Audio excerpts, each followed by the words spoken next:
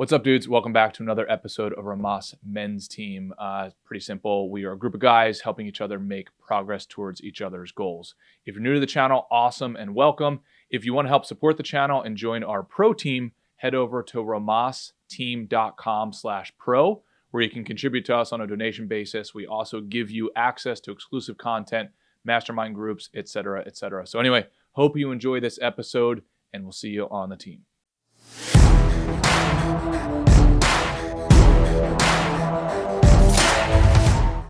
Life is good, my friends. You just have a mysterious man walking around in your bedroom? Is that what's going on? It's Brent Jorgens.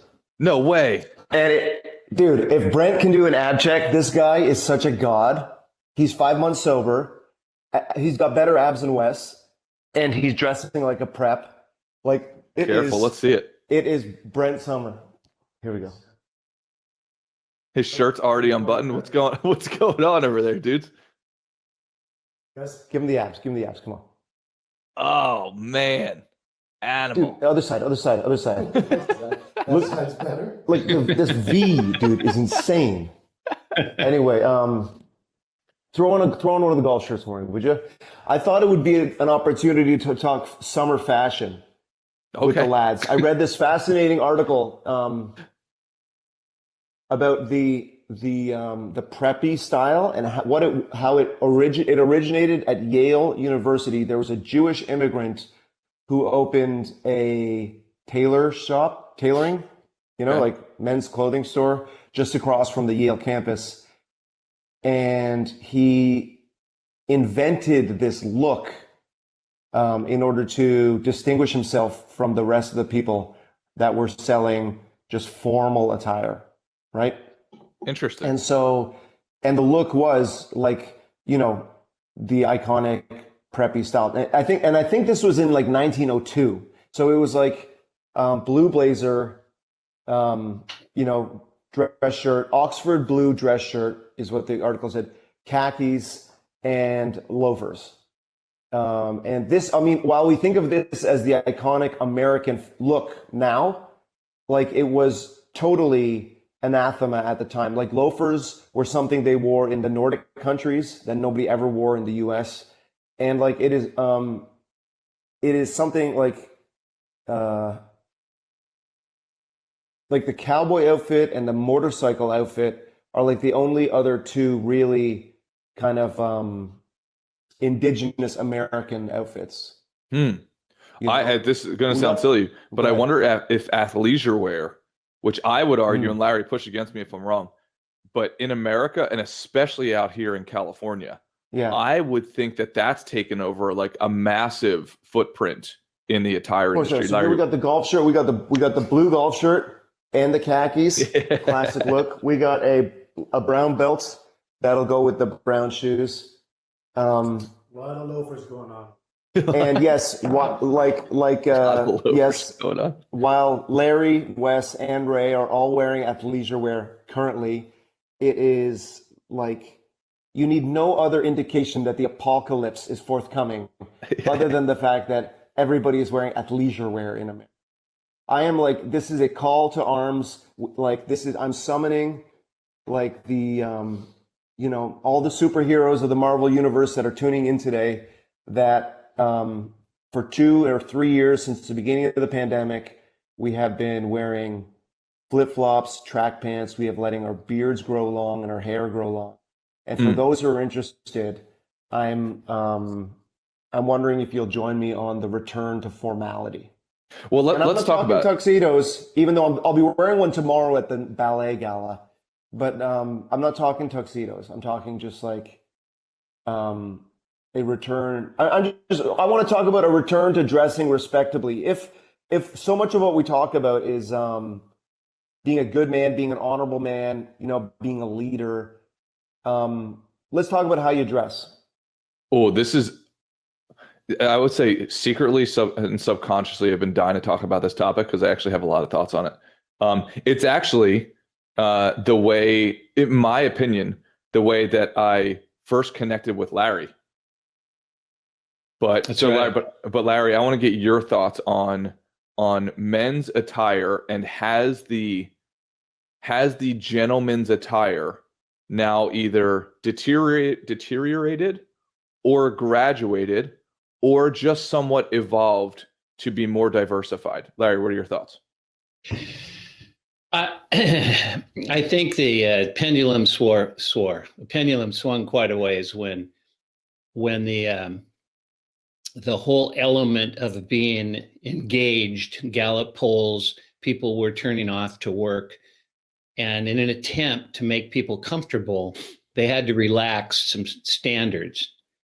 And one of the standards was clothing. Madison Avenue got into the concept, and the next thing you know, everybody's wearing leisure. But I think it's what it did was it took the distinctiveness out of it. It took some individuality, and it became like anything else. You know, you're unique until everybody is unique, in the sense of all now wearing the same thing. There's no distinction anymore. And I've always been, I always felt that what I wore had to be in alignment with what I was becoming. And if I'm becoming sharp, if I'm becoming cutting edge and distinctive, then what I'm wearing has to personify that. And that was just my attitude. That doesn't mean that doesn't keep you from being what you want to be. But that old concept years and years ago, clothes make the man. I mean, there was a big book about it. And I think we behave differently depending on what we're wearing. Mm-hmm. Right? We're lounging around the house, our mindset is lounge. We're out in front and representing ourselves. We're dressed accordingly. And I think when you don't do that, when you think you can just take from home and go out there and try to be, I think you're not offending anyone, but what you're doing is you're lacking congruence in who you are and how you're presenting yourself. So that's a quick take on it. Interesting. Ray, what are your thoughts? Because I've got some, I've thought about this topic a ton. As somebody who used to wear custom suits, like I could talk to you about cotton and what region it's sourced in the world and the humidity index of that particular, and where it is on your Excel spreadsheet. Oh, no, I literally have multiple Excel spreadsheets on every piece of clothing, down to Allen Edmonds, wingtip shoes, and then the belt with the matching broguing, all of that kind of stuff. Mm-hmm. So I found myself disappointed at first when the world started to shift. But now I have a slightly different view. But Ray, I want to hear your thoughts first. What's your general take on all of this tidal wave, it seems like, shift into different attire? Well, like Larry said, and good morning, Larry. It's always great to see you and hear from Ray. you. You as well. Like Larry said, it is a pendulum, right? So the 50s, a certain look comes to mind. The 60s, right, was more counter, like the preppy 50s, for a lack of a better word, or the kind of conservative 50s, gave way to the counterculture. 60s gave way to whatever the kind of like mustard browns and bell bottoms of the 70s, gave way back to a preppy 80s again, right? Gave way to 90s all in black and 2000s, whatever that was. It's too soon for me to know, which gave way to the pandemic, like casual look, which we're still in right now based on all our appearance today, for example. So I know it's cyclical, and I know that I'm ready to ride the crest of the wave back into something more traditional. And even if I'm the only one who's doing it, I went to New York a couple of weeks ago, and, in places like New York or London or Rome or wherever, you're going to see people that have a lot of money or that are really tuned into fashion and like details and just go all out, right? And that kind of inspired me, or that really created a contrast in my mind between how those people that really stuck out, and they didn't stick out because they were try hard or thirsty or extra or whatever. They just stuck out as looking really fucking good, So that created a contrast for me it wasn't like I was a born again Christian right away, but it was just something that kind of like, it's like a brain worm, or call it, right? Where it was just stuck in my head. And then my European assistant, not my assistant for my European affairs, my one assistant is European. And she also said her and my mom were commenting on their recent trips to Europe, highlighted again the fact that everyone in Toronto seems to be dressed for either a pajama party or a donut shop, or the commute between the two. Okay, so I want to weigh in here a little bit. There's this phenomenal book called Propaganda, and I'm looking up the title. It's either Albert Bernays or Edward Bernays. It's one of those two authors. Anybody in business should read this book. Absolutely outstanding. It's like one of the seeds of marketing. So Albert or Edward Bernays was the nephew of, I believe, Freud, the psychoanalyst. And he was responsible for bringing psychoanalysis to the marketing world. So this is what changed, from my impression, this is what changed marketing from, hey, buy this toothbrush for 10 cents cheaper, right? To this toothbrush makes you look like Brad Pitt, right? Like, it's feeding into the ego, feeding. Or Brent Jorgensen. Brent Jorgensen, yeah, exactly. And whoever the movie star was at the time when these things were invented. This book is absolutely outstanding because it gets you to question the underlying infrastructure of why things exist. So they talk about fashion in this book. And even back then, I forget when this book was written. It was written, decades ago, talking about, well, the way you influence fashion is typically you find the influencers of that day and you get them to wear those. A book written by Edward Bernays in 1928. There you go. Yeah. And it's still relevant today, huh? Oh, he talks about smoking and how they made it cool and what they did at the Macy's parade, right? And how they made it cool for women. It's wild. It's so eye-opening. And I think of the athleisure discussion, right? Is like athleisure, if and I don't know the historic arc of it, but as I experience it today, it is yoga pants worn by just about everybody, whether you do yoga or not, or you look like you do yoga or not, right? When you said they made cigarettes cool in order to stimulate mass consumption. Yep. Right? Yeah. That Lululemon, they must have done something that everybody's booty looks good in yoga pants, right? We all drank the Kool-Aid. Yeah. Well, so number one, Chip Wilson, I honestly put him, and I know some sort of fashionistas would hate me for saying this, but I put him in a similar category to a Coco Chanel. Coco Chanel developed, from my understanding, attire that was dramatically different for women than what was the standard at the time. She made it look more like loose men's fitting suits. They were more comfortable for women to go to work in and so on, because I think during that time, wartime, women were put to work essentially because a lot of the guys were, off fighting the war.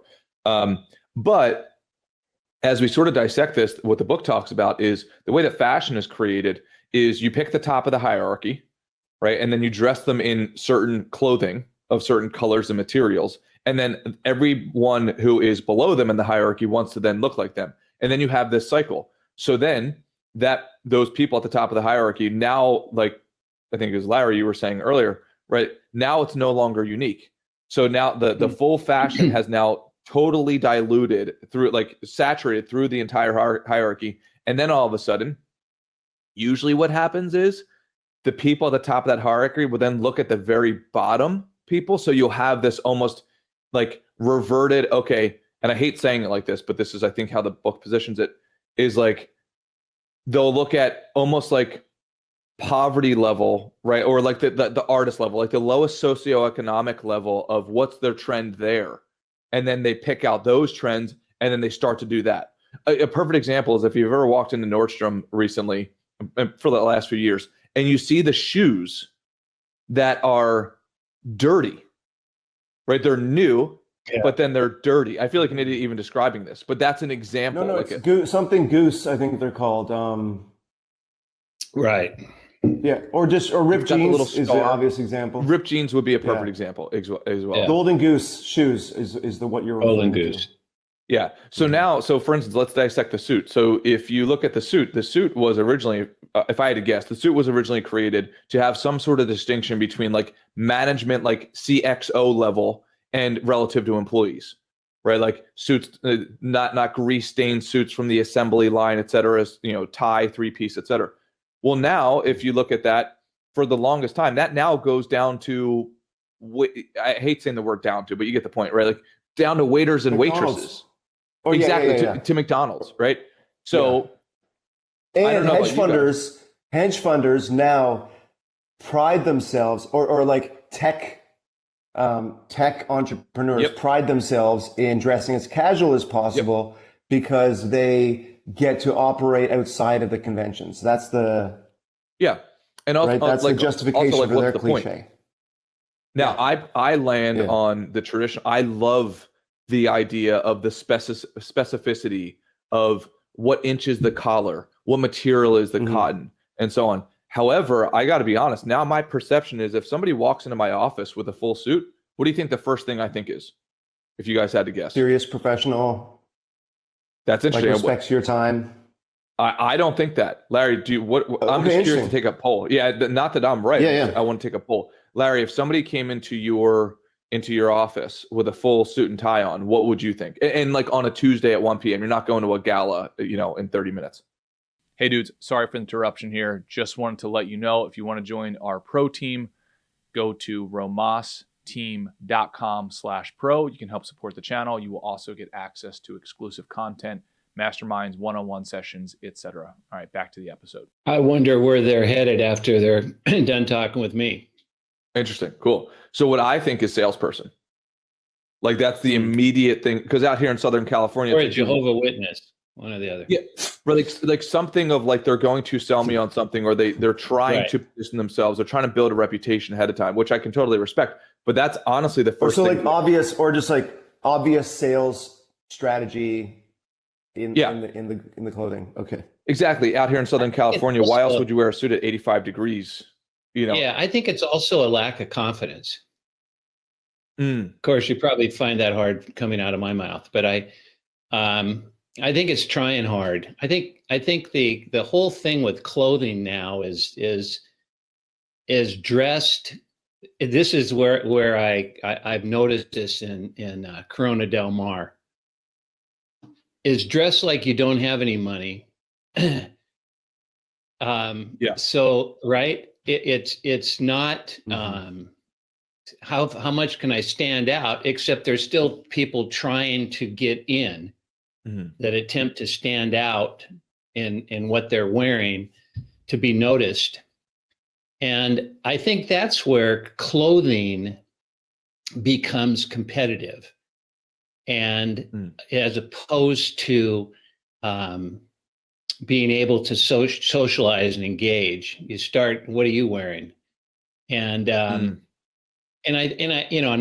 understand that. I remember way back when in the 70s, I was asked to be, we were selling life insurance in a big Connecticut Mutual Life. And I was one of the top salespeople. And I was asked one day to teach the others how to dress. And I was really kind of shocked because guys would take their shirts right out of the dryer and put them on. And, if it's linen, you want linen to look worn. Dare someone iron a linen shirt, because that's contradictory to what you're trying to accomplish. Brent and I just had this conversation, literally. Continue.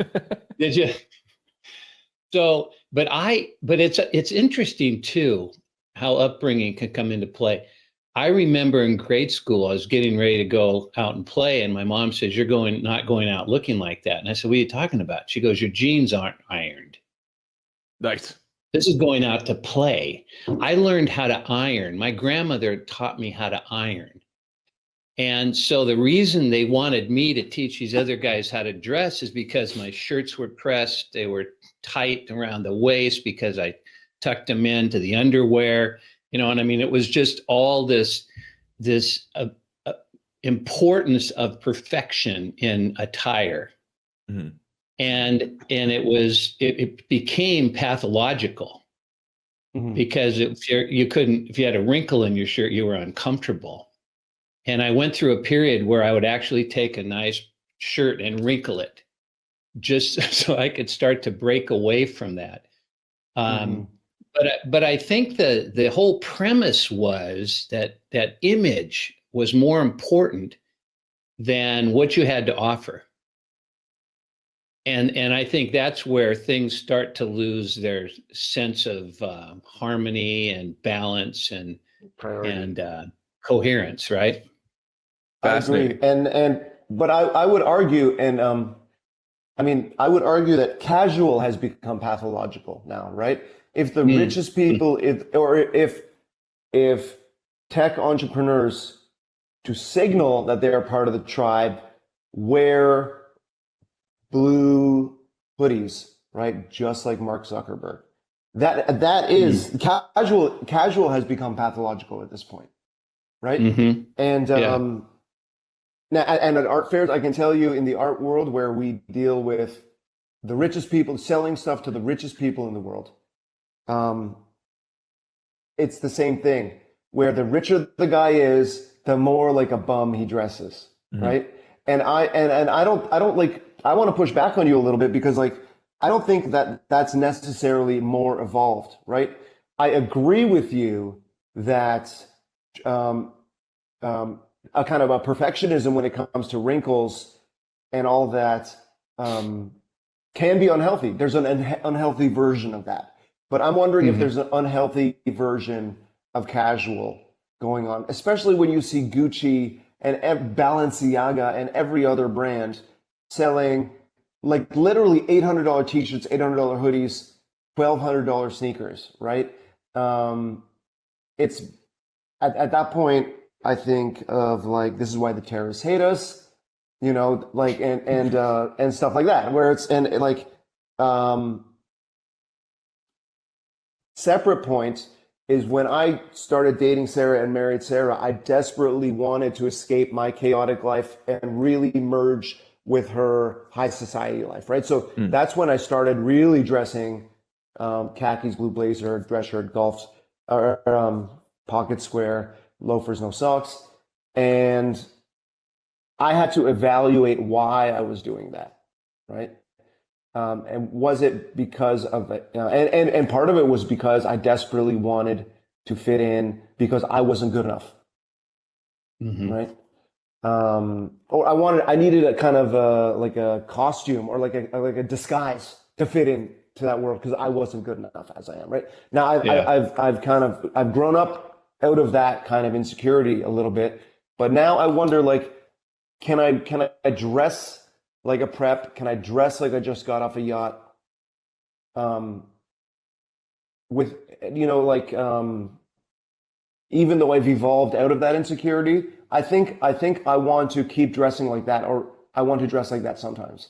And that's that is that's the proposal I'm making to the men out there today, is that, like personally, like, I don't think there's ever an occasion where khakis, a white dress shirt, and a blue blazer and loafers, no socks, is a bad idea. You know? Well, what does it? I'll open this up to the both of you. What does attire, if you had to come up with like a philosophical answer to this, what does it mean to you? Because to the Ben Franklins of the world, if you read like Think and Grow Rich or Laws of Success and so on, you go back to those. And I was part of the Freemasons. That's why I put that Freemason symbol up on the link today. When we had a Freemason meeting, we used to have to go in full suits and tuxes. I don't know if that's changed since COVID, but what does attire mean to you? Larry, I'll throw it over to you first. Well, when I was listening to Ray, it's interesting. If you've got a dress to fit in, you already don't fit in. So you don't win. Now you're looking around to see if you fit in. And you're you know, and the whole element of our society, of our culture, of our tribe, as we've talked about before, is to be accepted. And then the question you ask yourself is accepted by whose standards? Well, needless to say, the standards of the group you want to be accepted by, not your standards. And this is where individuality gets thrown out in the name of being a part of something. So it's a fine line to be able to dress to fit in, or to fit in and then happen to dress. Because I think that's where the new trend comes from. I think that's where people admire people who aren't trying to be something other than a part of. And so then they go, what are they wearing? Maybe it's got, what's their watch? Oh, I see they have a necklace. And we start to create attachments to that must be what makes you cool. Instead of the person is already feeling good about themselves. And they happen to throw these things on when they went there.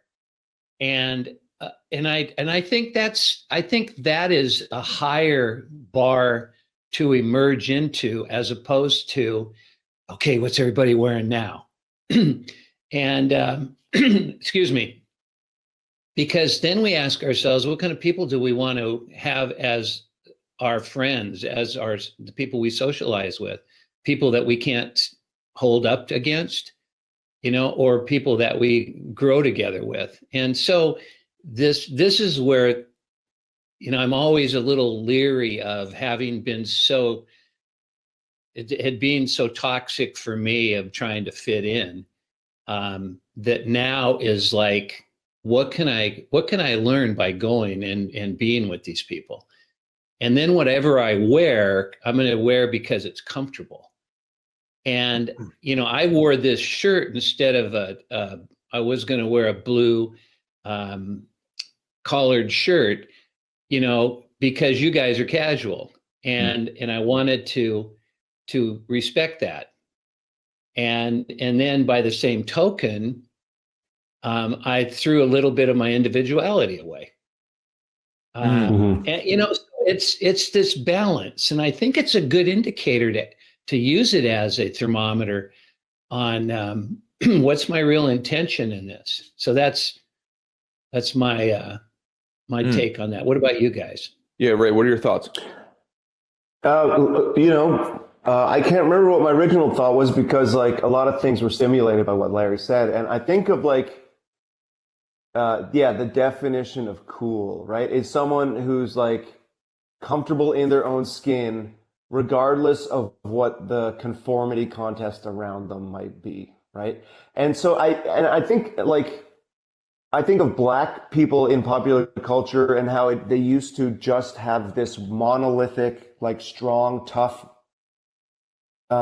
definition of male Blackness, but now you have like sci-fi nerds who are Black, right? There's like a huge sci-fi nerd population in the Black population now, which is not considered like even the word nerd in general, right? People are leaning into nerdiness, and it is like a accepted, many times non-bullied form of self-expression, right? And so I think maybe that's where I'm choosing to dress preppy. Because in the art world, like I said earlier, it's this strange dance of like, if you're the rich client, you dress like a bum. And if you work in the art world, it's this weird kind of like, I'm casual, I don't have to dress like I'm on Wall Street, and yet I have to. Whatever I do have has to be absolutely fine fabrics, and so like it's this weird hypocrisy, or just weird like tribal signaling that's unique to the art world, just like jocks have a tribal signaling in how they dress, right? And so I think that so that's what I thought of. I thought of how wonderful the world is currently, where there's all kinds of self-expression. I remember there was some kind of like court case in the 90s where one of the jurors showed up in a Star Trek uniform. I don't remember if it was the OJ trial or what it was. And she was ridiculed mercilessly back then. But I wonder if that would have been the same today, because it would appear to me, and I may be very incorrect, but it would appear to me as if there might be a broader kind of menu of expressions that are kind of permitted by the fashion police, for lack of a better word. So dress yourself, dress like, and I don't mean dress yourself as in be the one who puts on the clothes. I mean, dress is one word, your is the other word, and self is the third word, right? Like in terms of, I think if you have a healthy sense of self, right, where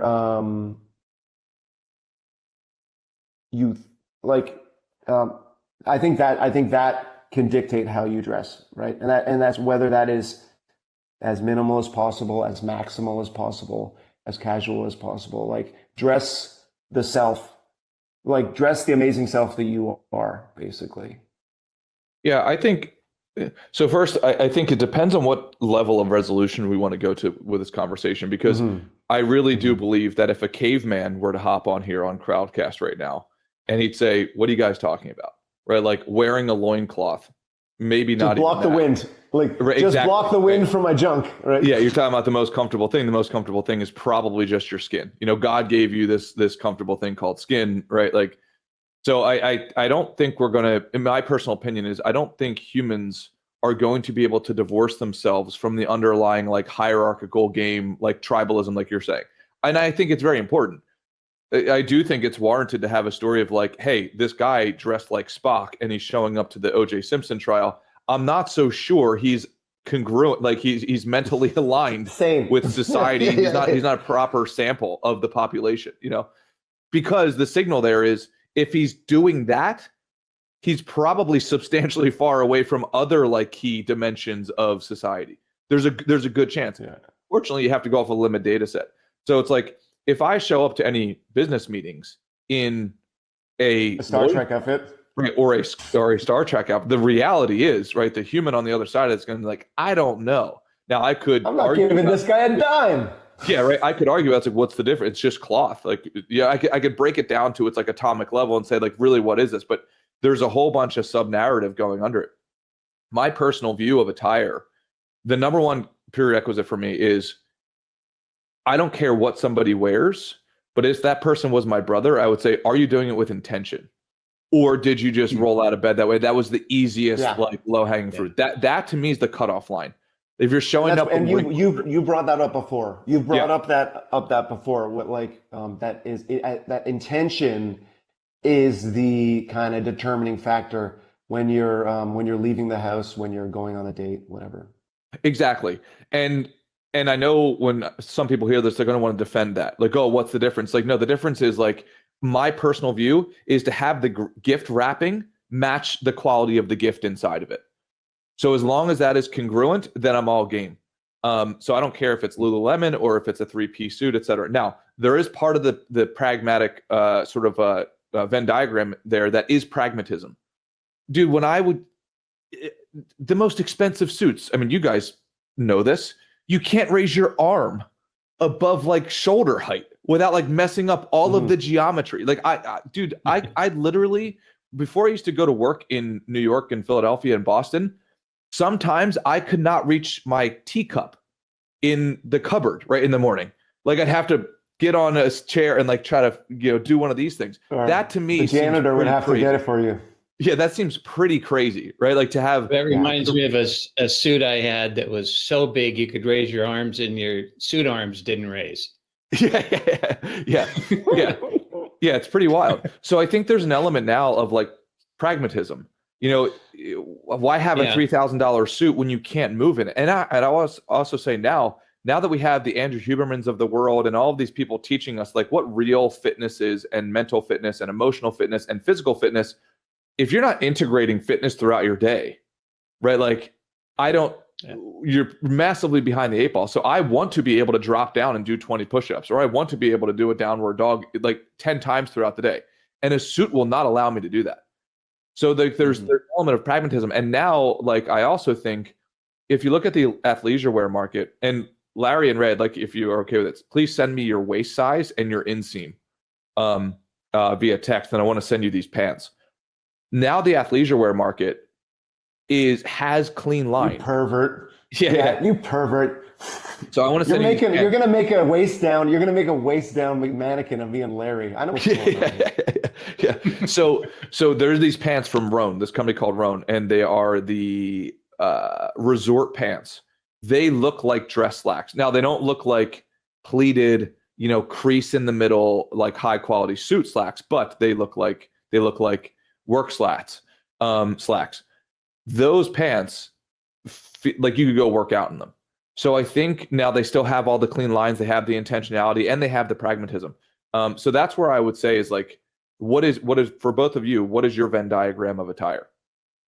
Well, if you don't mind me going first. Oh yeah, please. Larry, No. I also have a dilemma because Theory is a brand of kind of like minimal, borderline formal, borderline sportswear kind of clothing. That now it's not a tracksuit, but the Theory brand is something I wore nice Theory casual pants, nice Theory t-shirt and shorts to the Park Plaza for tea with my daughter and my wife. The problem is the kind of schlubby guy next to me at the table with his daughter and wife, like it was all kind of low end clothes, but I couldn't tell the difference between our two outfits, So I accept your invitation for free pants. I will take them, but that's the kind of thing I'm trying to graduate out of. But Sarah bought me a pair of kind of like exactly what you're talking about that are like, it looks like a super comfortable suit pants. And I'm very tempted to buy the companion blazer just because that might be the right kind of inching toward formality, that I need to do. If I can just make a point that, Ryan, who works in, who uses heavy equipment in his design job, he said there was a Japanese company that made suits for blue collar workers because everyone wears suits. It was flexible and water resistant. And maybe Troy can pick up a suit. Troy is one of our OGs here who is pursuing his dreams and living in Japan currently. And message to Ryan that the original Ivy League store that was like that I talked about in New Haven, Connecticut, was purchased by a Japanese conglomerate in the 80s, because for the same kind of reason you're talking about. So go ahead, Larry. I'm sorry to have taken the conversation in so many different directions, but Wes, maybe you want to ask the question again, or Larry, what's up? This is very interesting because, we all dress, and for a variety of reasons.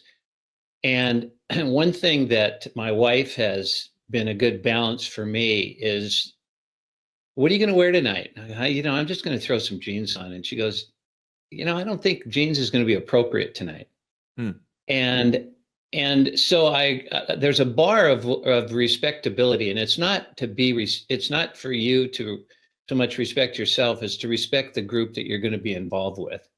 Agreed. And right. And so that'll kind of tailor it a little bit. By the same token, I always want to be the guy that's just a touch unique from the others. And I think that's probably my basic narcissism, but otherwise I've never been a blender inner. Because it's kind of boring and vanilla to me. And I think most of us really have that inside of us, that we want to be an individual and we want our distinctiveness, but we're also social creatures. So dress for what's comfortable for you and how you want to present yourself, but also recognize that you were invited somewhere. Or, it's different when you just are going to show up, and go to a movie or go out to dinner. I think you have your individuality is imperative, but if that's important to you. So I think that respect side is important. Yeah, I think that's a great point, Larry. Maybe adding to the Venn diagram, like my own personal belief on this. like something that, number one, doesn't get in the way of the communication, right? So like on the lower side or the upper side. So for instance, yeah, if you show up, in a tracksuit to a gala, right, that's going to get in the way of the relating to the people in a disrespectful way. Similarly, if you go to, me, you and Ray go to a gym session and you show up in some sort of like tuxedo. With a carnival, feathery kind of, giant. Yeah. Now, where I do, and I love the artistic piece of it, because this gets back to what Jordan Peterson says, and even what Ray really has taught me. Well, like, there is a pleasure and a respect of bringing art into your life that I was not completely oblivious to, but didn't really appreciate. So I think there's an element there of like, hey, make your bed in the morning, because it shows that you have intentionality towards like, I want to put in the work. I want to do. And so why is it any different for your human self, right? I want to make sure that even though I might wear a sweatshirt to the gym, is it wrinkled, right? These finer little details, I think are really important.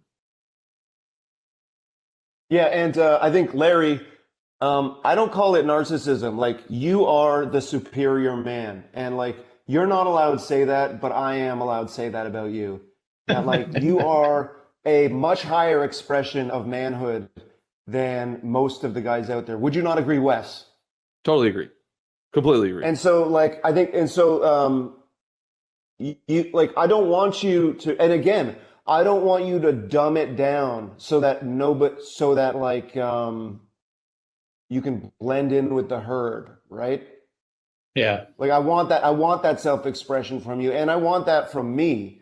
And part of the problem of when I was trying to conform with Sarah's high society, right, is that I was dumbing it down. Even though I was dressing more formally, I was muting myself in order to be accepted into that tribe, right? And like, to be one of the soldiers all in a row, not sticking out, right? Like, just to be absolutely indistinguishable from the herd.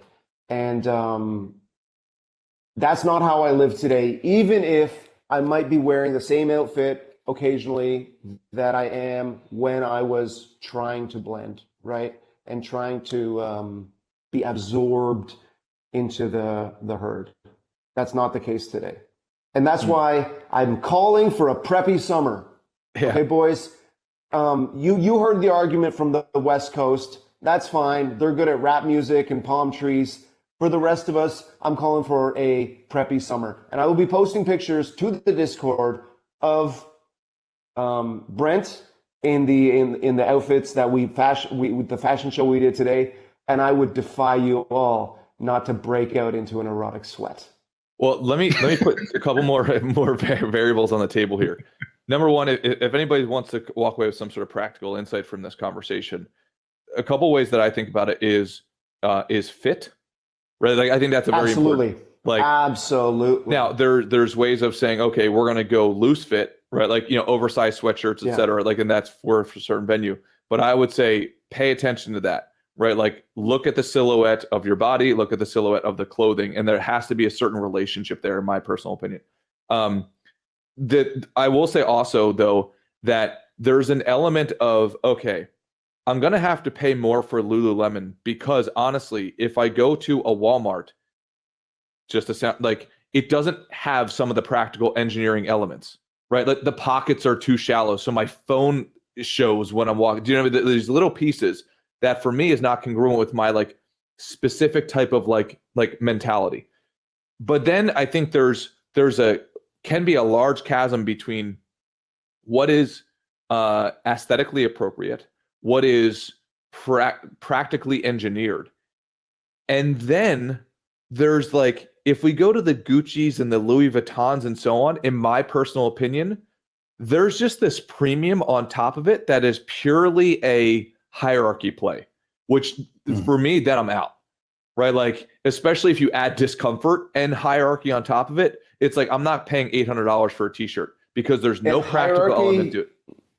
Yep, you mean stunting? Like stunting and flexing, right? Exactly. Like, you're paying that premium to stunt and flex. Exactly. It is so obvious that it is like, I'm just paying $800 for this t-shirt, even though I paid for it on a credit card, or I paid for it from mommy and daddy's credit card, whatever that is, like whatever that is, that to me seems highly impractical.